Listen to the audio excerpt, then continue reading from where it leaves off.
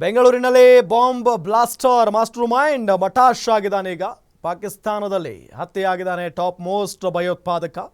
ಉಗ್ರ ದೇಶ ಪಾಕಿಸ್ತಾನಕ್ಕೆ ಮತ್ತೊಂದು ಬಿಗ್ ಶಾಕ್ ಆಗಿದೆ.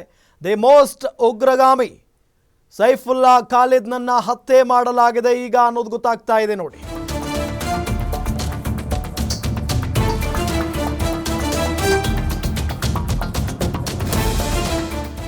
ಪಾಕಿಸ್ತಾನದಲ್ಲಿ ಟಾಪ್ ಮೋಸ್ಟ್ ಉಗ್ರನನ್ನ ಹತ್ಯೆ ಮಾಡಲಾಗಿದೆ.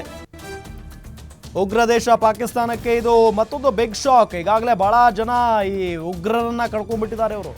ದಿ ಮೋಸ್ಟ್ ಉಗ್ರಗಾಮಿ, ದಿ ಮೋಸ್ಟ್ ವಾಂಟೆಡ್ ಉಗ್ರಗಾಮಿ ಇತ್ತ.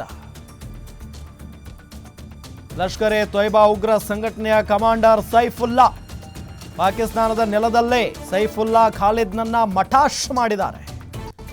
ಪಾಕಿಸ್ತಾನದ ಸಿಂಧ್ ಪ್ರಾಂತ್ಯದಲ್ಲಿ ಸೈಫುಲ್ಲಾನನ್ನ ಗುಂಡಿಕ್ಕಿ ಕೊಲೆ ಮಾಡಲಾಗಿದೆ. ಅಪರಿಚಿತ ಬಂದೂಕುದಾರಿಯಿಂದ ಸೈಫುಲ್ಲಾನನ್ನ ಮರ್ಡರ್ ಮಾಡಲಾಗಿದೆ. ಒಳ್ಳೆ ವಿಚಾರಣೆ ಬಿಡಿ.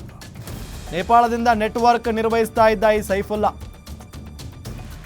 ಭಾರತದ ಗುಪ್ತಚರ ಇಲಾಖೆಗೆ ಸೈಫುಲ್ಲಾ ಬಗ್ಗೆ ಮಾಹಿತಿ ಸಿಕ್ಕಿತ್ತು.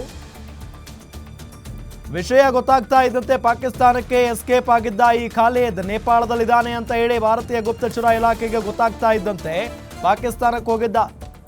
ಈಗ ಪಾಕಿಸ್ತಾನದಲ್ಲೇ ಅಪರಿಚಿತ ಬಂದೂಕುದಾರಿಯೊಬ್ಬ ಈತನನ್ನ ಹೊಡೆದಾಕುವಲ್ಲಿ ಯಶಸ್ವಿಯಾಗಿದ್ದಾನೆ. ಬೆಂಗಳೂರಿನಲ್ಲಿ ಬ್ಲಾಸ್ಟ್ ಆಯಿತು, ಅದರ ಮಾಸ್ಟರ್ ಮೈಂಡ್ ಇತ್ತ.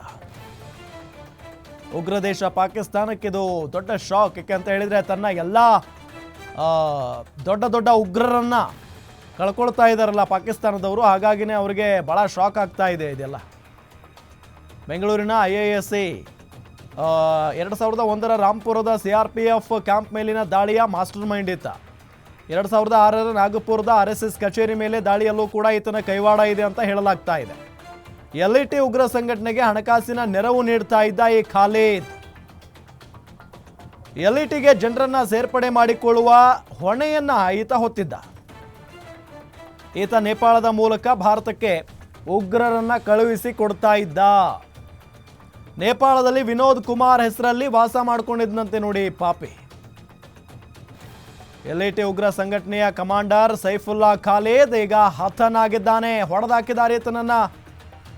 ನೇಪಾಳದಿಂದ ಕಾರ್ಯವನ್ನು ನಿರ್ವಹಿಸ್ತಾ ಇದ್ದಂತೆ. ಕಾರ್ಯ ಅಂತ ಅಂದ್ರೆ ಏನು? ಉಗ್ರರನ್ನ ಒಂದು ಕಡೆ ಜಮಾವಣೆ ಮಾಡ್ಕೊಳ್ಳೋದು, ಅವ್ರಿಗೆ ಏನೇನು ಕೆಲಸ ಮಾಡಬೇಕು ಅಂತ ಹೇಳಿ ಜವಾಬ್ದಾರಿಯನ್ನು ವಹಿಸ್ಕೊಳ್ಳೋದು, ಎಲ್ಲಿ ಬಾಂಬ್ ಹಾಕಬೇಕು, ಎಲ್ಲಿ ಯಾರನ್ನು ಕೊಲೆ ಮಾಡಬೇಕು, ಇದನ್ನೆಲ್ಲ ಹೇಳ್ಕೊಡ್ತಾ ಇದ್ದಂತೆ. ಅದೇ ಅವನ ಕಾರ್ಯ, ಮತ್ತಿನ್ನೇನೂ ಇಲ್ಲ. ಆದರೆ ಈತನನ್ನ ಈಗ ಹೊಡೆದಾಕಿದಾರಲ್ಲ, ಇದು ಒಳ್ಳೆಯ ವಿಚಾರನೇ. ಇಂಥ ಉಗ್ರರು ಸತ್ರೆ ಮಾತ್ರ ಅಮಾಯಕರು ಬದುಕುಳಿಯೋದಕ್ಕೆ ಸಾಧ್ಯ ಆಗುತ್ತೆ. ಇಲ್ಲ ಅಂತ ಅಂದರೆ ಇವರು ಅಮಾಯಕರನ್ನ ಗುರಿಯಾಗಿಸಿ ಹತ್ಯೆ ಮಾಡೋರು ಇವರು.